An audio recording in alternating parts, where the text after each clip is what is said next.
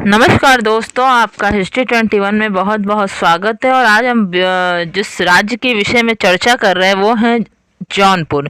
जौनपुर के विषय में हमने देखा कि किस प्रकार इसकी स्थापना होती है। उसके संस्थापक, जिसका नाम मलिक सरवर रहता है, वो एक हिजड़ा होता है और उसने मलिक उसर की उपाधि धारण करती। इसी कारण उसका राजवंश जो है वो सरकी राजवंश के नाम से विख्यात है।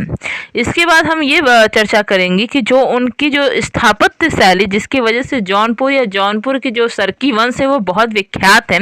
तो इनकी अपनी एक विशिष्ट शैली थी और इन्होंने किसी अन्य शैली की नकल नहीं की थी, बल्कि खुद की अपनी एक अलग शैली बनाई थी, अपनी एक अलग शैली को विकसित किया था। तो ये इनकी बहुत बड़ी बात है। तो सरकी सुल्तानों ने जौनपुर को, जो कि पूर्वी उत्तर प्रदेश में स्थित है, राजधानी बनाया था। और इसको सरकी सुल्तानों ने दिल्ली की स्थापत्य शैली की नकल नहीं की। ये बहुत बड़ी बात है कि उन्होंने दिल्ली की जो स्थापत्य शैली उसको ना नकल करके अपनी एक अलग शैली को विकसित किया था। जौनपुर में कवियों को मतलब कवि लोग और साहित्यकारों का और संतों का और विद्वानों का जमघट लगा रहता था, क्योंकि ये उस टाइम पे बहुत ही प्रसिद्ध स्थान था विद्वानों की दृष्टि से और सुख समृद्धि की दृष्टि से और स्थापत्य की दृष्टि से और शासन व्यवस्था के दृष्टिकोण से। तो हर रूप से वो बहुत ज़्यादा प्रसिद्ध था। तो इसलिए यहाँ कवियों, विद्वानों, साहित्यकारों, इन लोगों का जमघट लगा रहता था और एक बहुत समूह में लोग आते थे और अपनी विद्वता का परिचय देते थे।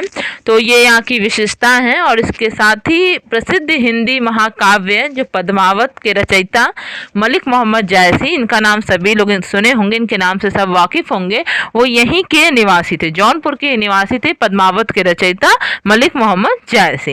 और जौनपुर को पूरब का सिराज कहा जाने लगा। तो ये जौनपुर को एक टैग मिला कि वो पूरब का सिराज कहा जाने लगा। 1484 ईस्वी में बहलोल लोदी, जो कि निरंतर संघर्ष किए जौनपुर को पे अपने आधिपत्य स्थापित करने के लिए, और बहलोल लोदी की ये सबसे बड़ी उपलब्धि थी कि अंततः उन्होंने जौनपुर पे आधिपत्य स्थापित कर ही लिया।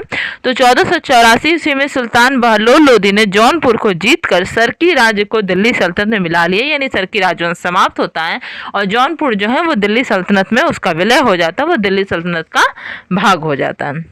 उसके बाद जो अंतिम राज्य है, जिसके उपरांत ये राज्य की जो इतिहास है वो समाप्त हो जाएगा, वो है कश्मीर। और इसके उपरांत जिस विषय पे हम लोग विस्तृत चर्चा करेंगे वो होगा सूफी और भक्ति आंदोलन। तो अंतिम जो राज्य कश्मीर, इसके बारे में जान लेते हैं। कश्मीर में मध्य युग का आरंभ 1320 ईस्वी में मंगोल आक्रमणों के साथ होता है। 1320 में इसका आरंभ हो जाता है। इससे पूर्व मीर कासिम व महमूद गजनवी दोनों ही आक्रमणकारियों ने 2 बार यानी 1015 व 1021 में कश्मीर को विजित करने का प्रयास किया था, किंतु वो असफल हुए थे।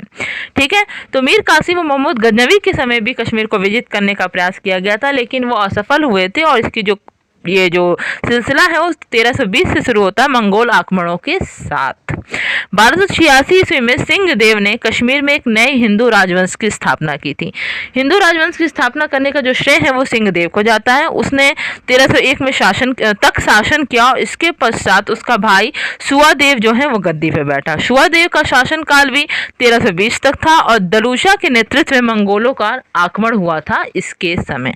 ये बहुत ही महत्वपूर्ण है कि सुवादेव के समय 1320 में दलूचा के नेतृत्व में मंगोल आक्रमणकारी कश्मीर पे आक्रमण किए और जिसमें मंगोलों ने कश्मीरी जनता का नरसंहार किया, भीषण रक्तपात किया और बहुत ज़्यादा उन लोगों को परेशान किया। परिणाम स्वरूप क्या हुआ कि सुवादेव जो भयभीत थे वो बहुत ज़्यादा भयभीत थे और इतने नरसंहार को देखने के उपरांत और ही वो भयभीत हो गए और वो बिना युद्ध की ही वहाँ से भाग गए। सुवादेव के शासनकाल में 30 शरणार्थी थे, जिनमें लद्दाख से आया हुआ रिचन, दरिस्तान से आया हुआ लंगर चक और शाहमीर प्रमुख थे। ये शरणार्थी लोग थे, रिचन, दरिस्तान और लंगर चक और शाहमीर। दरिस्तान से आया हुआ लंगर चक और शाहमीर प्रमुख थे, ये लोग शरणार्थी थे। और मंगोल आक्रमण के बाद चुकी अव्यवस्था फैली और उसके उपरांत रिचन ने सत्ता का अधिग्रहण कर लिया। अब उसके उपरांत जो शाहमीर वंश है और उसके विषय में विस्तृत व्याख्या होगी, चर्चा करेंगे हम लोग कि क्या हुआ था और अन्य शासकों के विषय में। अगर आपको वीडियो पसंद आए, अच्छी लगी, उपयोगी आए तो प्लीज़ लाइक कीजिए, शेयर कीजिए, मेरे चैनल को सब्सक्राइब कीजिए और अंत तक वीडियो में बने रहने के लिए आप सभी का बहुत बहुत धन्यवाद दोस्तों।